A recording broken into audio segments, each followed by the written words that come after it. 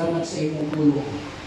Panalangini kami o tihugi, Ginoong Diyos, ang mga pulong na magagawas sa akong pakbak, Ginoo, makahatag o kinabuhi bisan pa nitong mga nagkaluya, Ginoo, na discourage, Ginoo, na walang paglaom, Ginoo Diyos. And we believe we have also our weaknesses, Ginoo, na kinahanglan sa imong tubig, Ginoo, sa imong presensya, kinahanglan, Ginoong Diyos, sa imong tihok sa among kinabuhi. Revive us once again by your words in Jesus' name. Amen. Naturally, sa kinabuhi sa isang kakristohanon, muagi yun o pagkamala.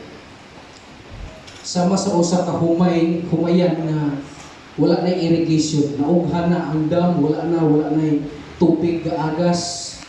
Kung i-picture out nimo ang usa ka kinabuhi sa Kristohanon sa usa ka humayan nga nagliki-liki na ang yuta, makita nimo unsa ang imong kinabuhi diha sa Ginoo.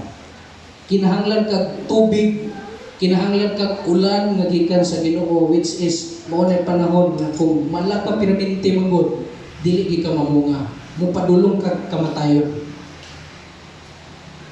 Mo nang kinahanglan tagpag-awit ganina, and I'm so blessed sa line-up ni Pastor Nelson ganina. Mo ganina yung gitawag mo nga, bisag wala may nagsabot, nga mao ni ang akong tema karon, mao ni akong topic, pero maayo kayong tinuoy. Naagi mga kanta, mga mensahe sa kanta nga mo relate yun.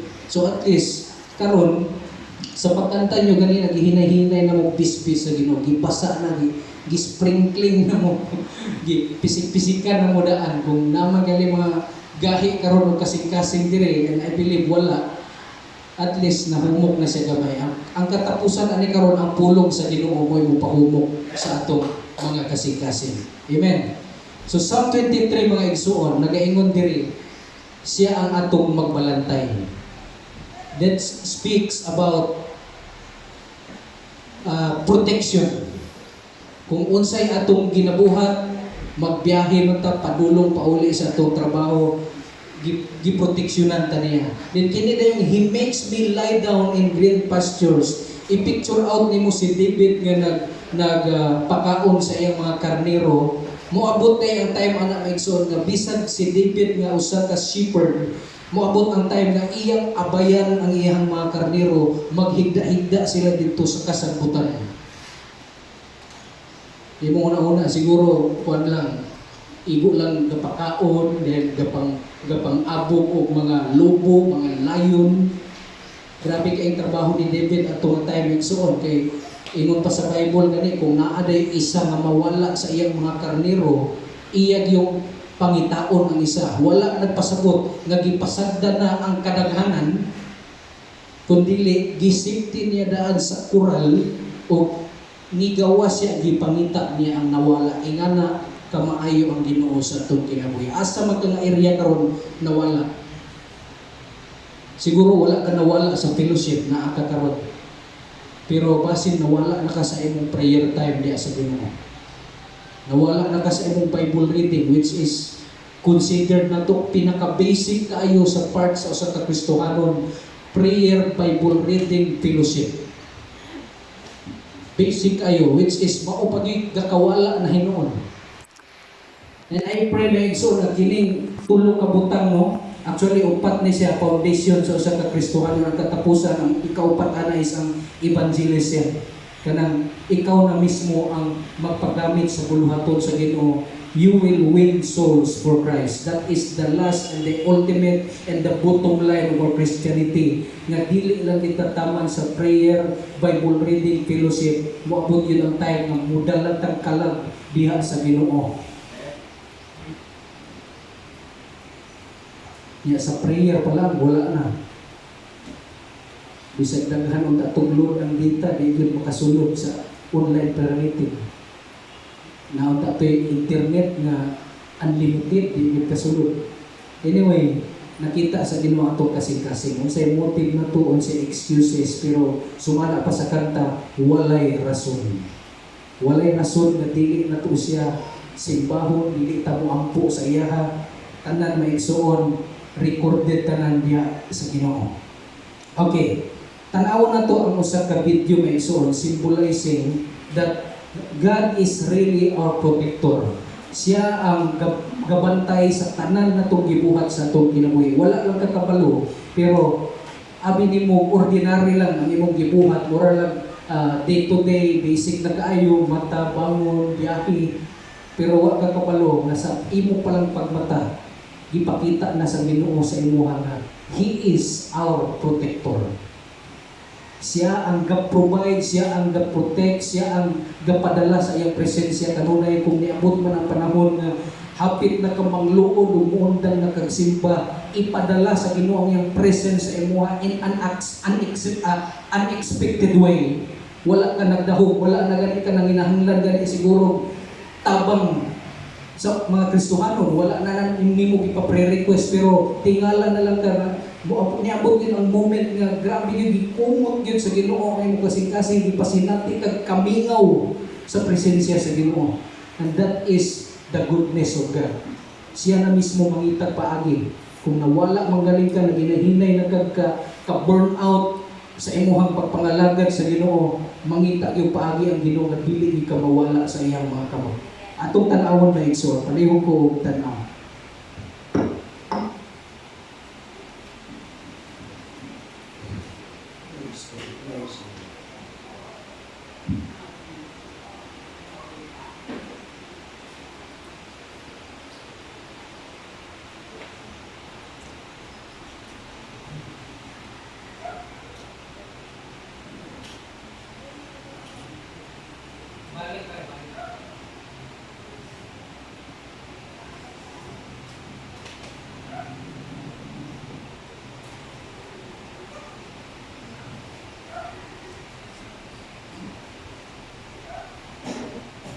Wala rin labot sa akong time pastora ang technical problem. Kailangan ng problema. Eh wala nila ka-prepare daan. Okay.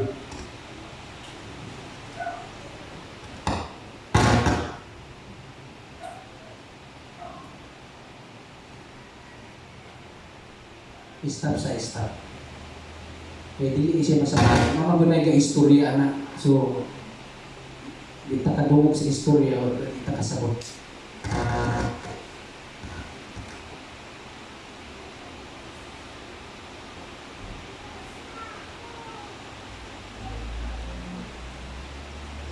Stop sa stop.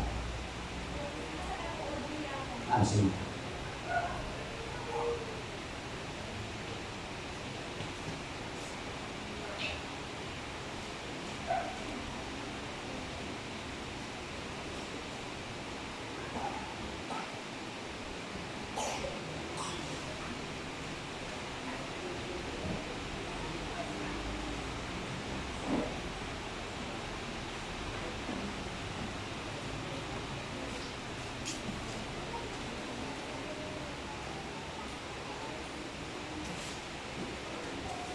I-play na lang, bahala ko na yung audio. Kaya malangnan ta sa palihog. Tanawa lang ninyo may igsoon. So na istorya na pero makita, masabtan man siguro ninyo. That is a bus driver.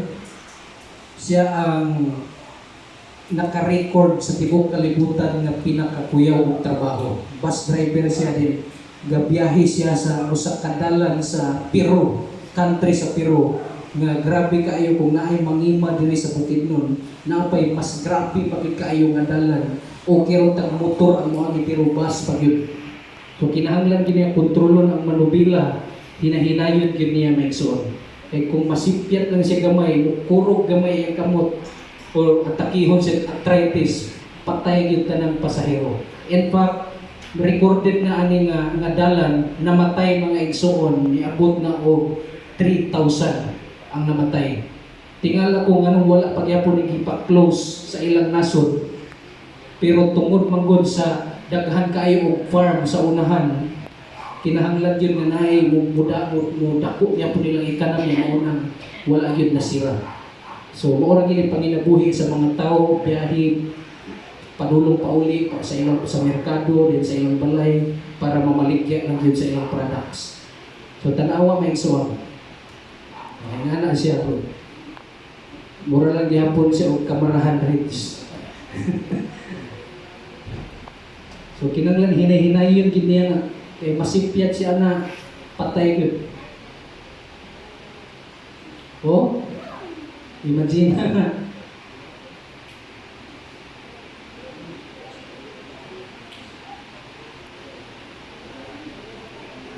Matipak lang ang isa ka porsyon sa yuta na hulog na sila. Actually, kini nga driver i-consider ni siya nga hero sa ilahang lugar. Hero kay kung dili siya mo biyahe, di gyud kauli ang mga tao. Wala gyud konsumo ang ilang panimalay ng family.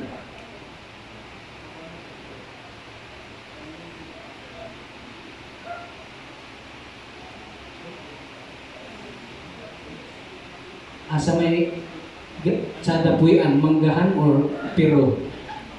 So, ayaw ikinaskarins kung naakas bukid nga bahin, may so, napay mas ngilad kayo nga lugar.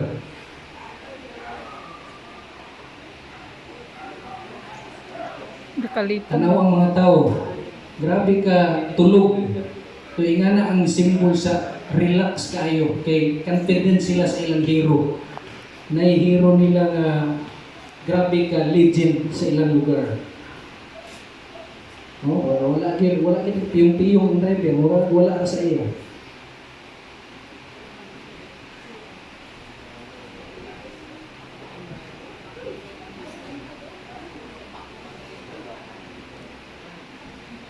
Makasana all man sad ta.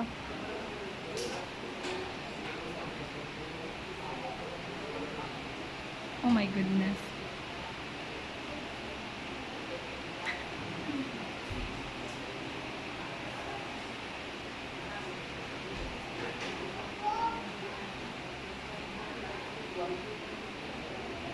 Okay, magmotor na lang po kung may Kasi ganahan mong bakasyon na iso o ay COVID, i-try ninyo ni kay daghang gaani aning lugar. Although kulba kayo pero daghang mga tourist ganahan diya kay gabay, motor, gusto nila i-explore ang lugar. So, nahimong tourist spot gyapon na sa ilaha. Okay, so diha kataman na iso nakita ninyo no. Ang akong i-emphasize ato katong mga pasahero nga nakatulog sa ilang biyahe. And that symbolizes maigsoon confidence. Kaya siguro, sa kadaghanan nila sige balik-balik, atong adalan, kabalo sila unsa ang kulba atong adalan, pero mas nakailaman sila sa driver.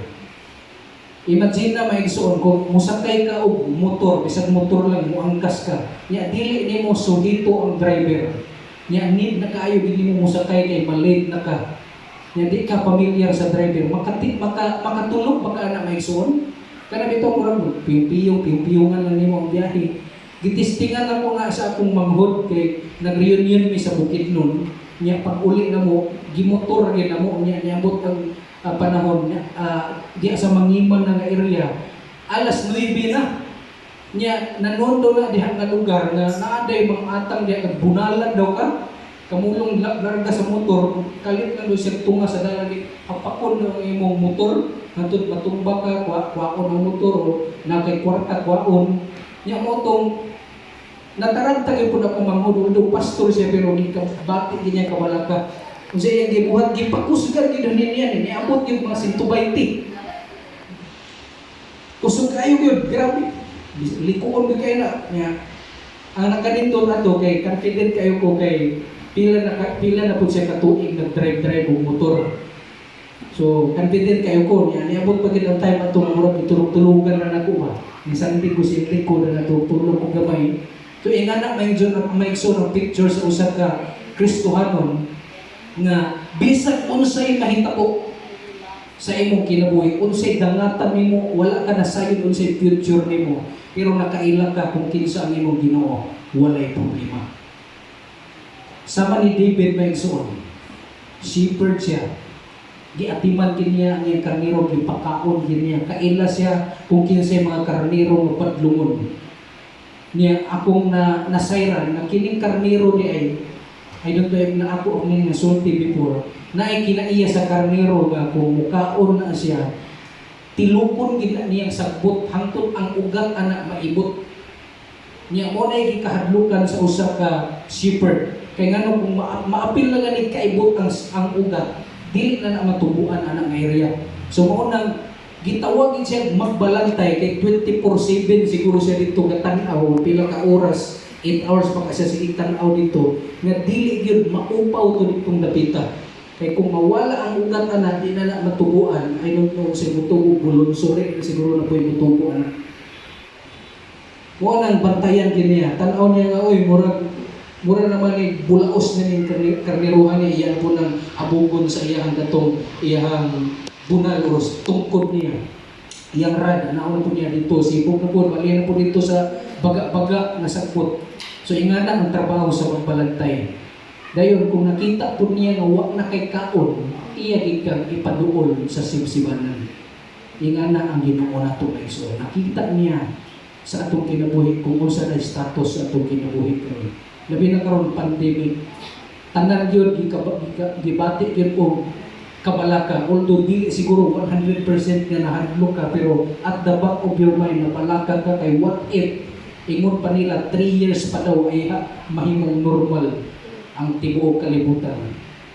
Kay nahitabo naman ni sa una pila ka thousands na katuig giagi kasagaran gyud basta virus gani mahimong pandemic 3 years gina ay mahimong normal. So karon pa lang daan mura nagwa na nagnanga ta.